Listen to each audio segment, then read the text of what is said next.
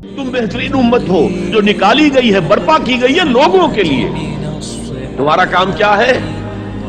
تأمرون بالمعروف وتنہون عن المنکر وتؤمنون باللہ، نیکی کا حکم دیتے ہو، بدی سے روکتے ہو، اور اللہ پر ایمان پختہ رکھتے ہو۔ لیکن امت تو بھول گئی، امت کو یہ یاد ہی نہیں کہ ہمیں تو دنیا والوں کی تبلیغ کرنی تھی، دنیا کو سمجھانا تھا، دنیا کو بتانا تھا، ان پر اتمام حجت کرنا تھا، ان تک دعوت و تبلیغ کا حق ادا کرنا تھا۔ امت تو بھول گئی اپنے گلچھروں میں، اپنے عیش میں، سرے سے یاد ہی نہیں کہ ہمارا یہ کوئی فرض منصبی ہے، شہادت علی الناس کوئی ہماری ذمہ داری ہے، ہم مسئول ہوں گے اللہ کے ہاں۔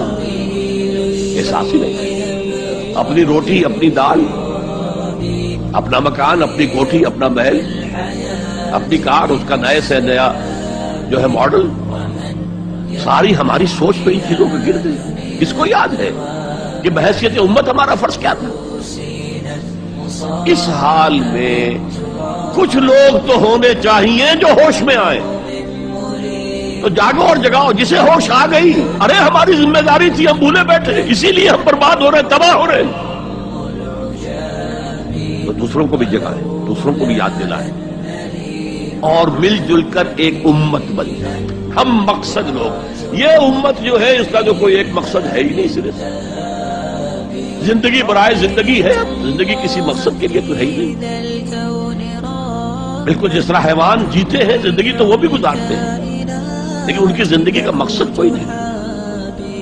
لیکن جو جاگ جائیں، جنہیں احساس ہو جائے، جو محسوس کر لیں کہ یہ ہماری اجتماعی ذمہ داری ہے، اور اسی کو پورا نہ کرنے کے باعث ضربت علیہم الذلۃ والمسکنۃ وباؤوا بغضب من اللہ کی صورت جو کبھی یہود کی تھی وہ آج ہماری ہو چکی۔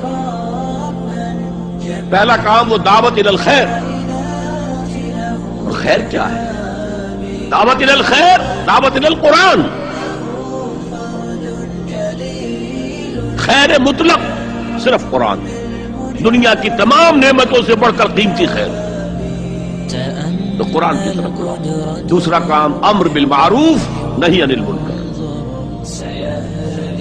نیکی کا حکم دے، بدی سے روکے۔ تمہیں لازماً نیکی کا حکم دینا ہے، بدی سے روکنا ہے، ورنہ اللہ لازماً تمہارے دلوں پر مہر کر دے گا۔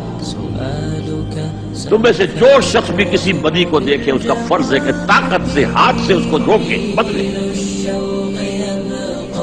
اگر اس کی استطاعت نہ رکھتا تو زبان تو استعمال کرے، گونگا شیطان تو نہ بن جائے، کہے تو صحیح اللہ کے بندے باز آ جاؤ، اے اللہ کے بندو اللہ کے غضب کو دعوت مت دو، کہو تو صحیح۔ اور اگر زبانوں پہ بھی تالے پڑ گئے ہوں